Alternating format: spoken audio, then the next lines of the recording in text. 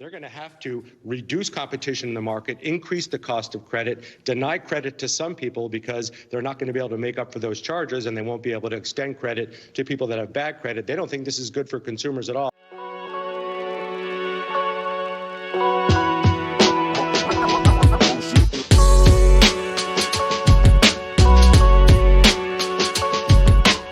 Hey y'all, welcome back to the channel, and if you're new here, welcome to the Dickerson Real Estate Group TV family.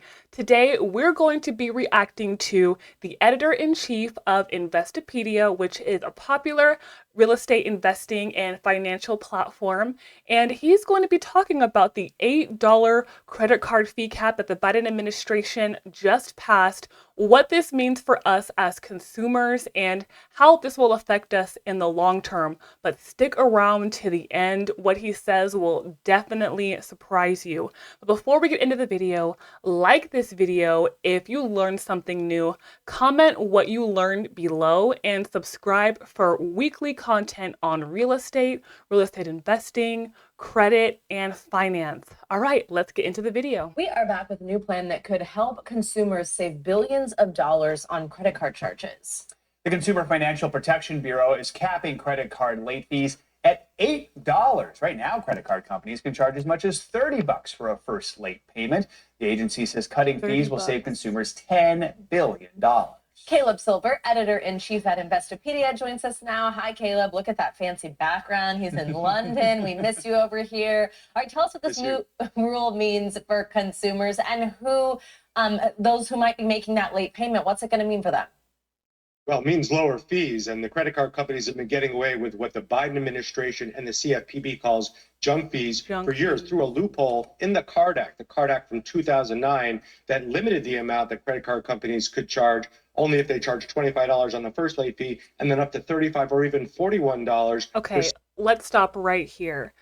So these fees are outrageous, and understandably so. But what we forget is the fact that these fees are so high to keep you from missing a payment. Remember, the whole point of a credit card is to pay the balance in full every single month on time. $35 and $45, that's a scary number, but it also keeps you in line and makes sure that you don't miss your credit card payment every month. I'm completely bipartisan. I don't play into any sides, especially on this channel, and I'm just here to react to the news as I get it, and we're just here to talk about it together. In my personal opinion, this $8 fee is just going to incentivize people to miss their payments, because who's afraid of $8? Having good credit is more important than ever right now, especially as inflation rises. Just one late payment can drop your score as much as 180 points. So I say those late fees, as scary as they are, guys, they're going to keep us in line. Subsequent fees adjusted for inflation. So if fees go all the way down to $8 for late payers, especially for the credit card issuers with 1 million or more customers, that's a very big deal. That's a big savings. The Biden administration saying it's going to save households about $220 per year. That's a full trip to the grocery store for many. So clearly there are, When did this take effect? Okay, like I said, they're talking about how much these fees could save consumers. I understand things get difficult. I myself have maxed out credit cards, using it to pay off my bills when I first started my real estate career. So I get it, and I'm not judging. I know things happen. People have their own different situations. I just think it's funny how they're talking about how much this cap is going to save Americans as if they're expecting us to default. It's just my next question.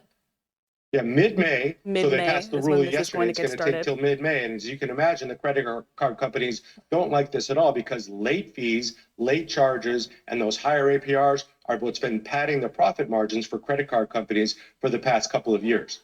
So I'm going to pause the video. So let's talk about that. He's talking about how much the credit card companies make on late fees. So I predict that by capping these fees to $8 and taking away that additional revenue for the credit card companies, things like human and live action customer service and rewards programs are going to slowly take themselves out of the picture, because they can't afford these amenities or these luxuries anymore.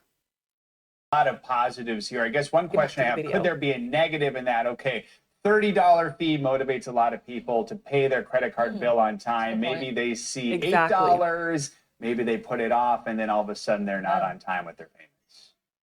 Yeah, that's the moral did I hazard say? that you got to worry about here, because if it's $8, it's easier to let that go. But it doesn't excuse the fact that you still have mounting credit Right, card because what's debt and then interest $8? payments on top of that. So you still have your interest payments based on your APR or your APY for your credit card. Those are as high as 24% right now. And then the $8 fee is just in addition to that. So you still have the late charges associated with it. It's going to reduce the cost for a lot of people. You just don't want people to forget about it because it's only $8 and not $35 or $41.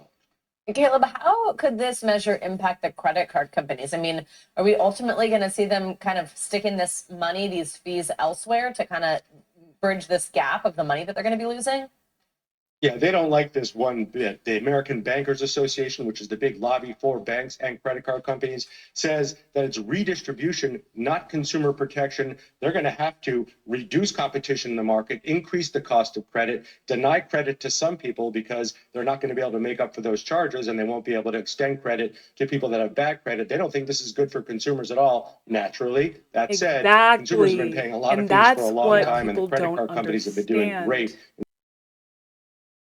Let's rewind that. Let's just rewind that, because this is something that I have been saying from the very beginning.